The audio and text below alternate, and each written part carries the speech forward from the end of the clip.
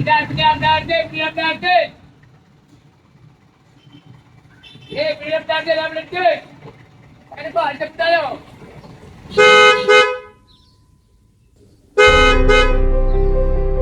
Araw-araw sumisigaw, pero sa realidad ng buhay, iyo bang naririnig ang kanyang tinig?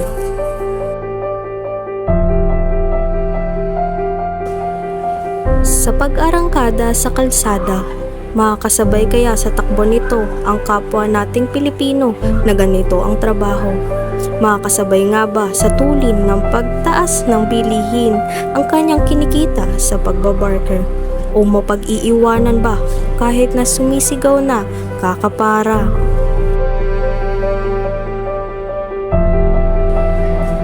Isang siklo sa loob ng ilang siglo. Walang dulo, kailan kaya magbabago? Dati kumikita 1,000 rito. Dati. Ngayon wala. Naging 800, naging 300 na lang. Mula nung pinusay ng patubig na yun, wala na kita. Monty na lang. Oo. Kaya nga, katagal na lang kami rito ngayon. Kumita na mga 50, 200. Ano na pa kayo pang buhay ngayon dito?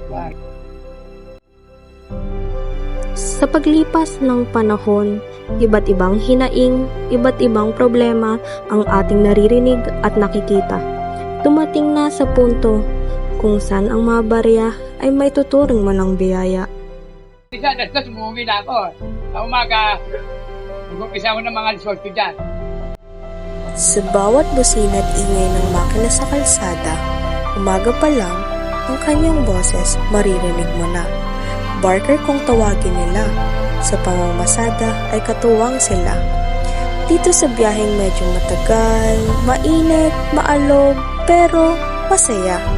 Sa pagpatak ng alas 8 ng umaga, sigaw ni Mang Rael ay maririnig mo na. Ang paghiyaw, matatapos pagsapit ng alas 2 ng hapon, sinusuong ang mainit na araw. Maagang humihiyaw, naririnig mo ba ang kanyang sigaw? Umpisa ko sa crossing. Pagdating sa crossing, lipat ako dito. Pagdating lipat ako dito. Yan, lahat ginampanan ko na yan. Doon ako nagsimula sa crossing. 20 years ako dito. 20 years na po kayo nag-aaral ko. Buhay pa tatay ko. Yun yung minanaw sa tatay ko. Simula pagkabata, nakagisna na ni Mang Rael ang buhay kalsada. Sa pagtawag at pagpara ay bihasa na. Sabi nga niya, ito lamang ang kanyang namana mula sa kanyang ama. Marunong ako magkarpintero. Marunong gumawa ng lahat. Alam ko, Negro, puno, putol, tamo rito. Di ba? Putol ko lahat yan. Marami ko naman trabaho. Para matugunan ang pangangailangan, hindi sapat ang isang trabaho lang. Si Mang Rael, madalas na dumidiskarte. Maraming alam, maraming kaya, maraming napagkakakitaan, pero sa marangal na paraan. Pagkain, bahay, lahat.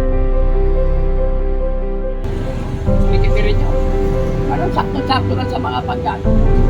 Mahirap pero nagsusumikap. Kahit na tila suntok sa buwan ang mga harap, ang mga hamon ay patuloy niyang hinaharap. Naging mahabang proseso, pero paunti-unti may progreso, may pagbabago.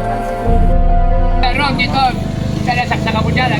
February 18, daday ko dyan. Gusto makuha yung pwesto ko. Hindi na ako nakipag-away, siya na mismo bumanat sa akin. Wala naman sa lahin namin, basta gulero. Kaya Nabanggit din ni Mang Rael na nitong taon lamang ay naipit siya sa isang peligro. Isang ebidensya na sa buhay lansangan ay delikado at walang sigurado. ang pangarap ko, yung makatapos ang mga anak ko sa pag-aaral ni para dito. Yun lang. Nang tinanong kung ano ang kanyang tunay na pangarap at nais makamit sa buhay ay isa lamang ang kanyang sinabi. Yun ay ang mapagtapos niya sa pag-aaral ang kanyang mga anak upang hindi na raw nila maranasan ang kanyang naging kapalaran. Ano anak ko? Pero matay ko ito naging anak, apat lang. Bago ako makapag-asawa, may anak ng apat. Ako nagpalaki. Mga anak ko naman, katapos na pag-aaral yung panganay ko sa RB. Sa RB. Matapos din ang portier, yung pangatlo.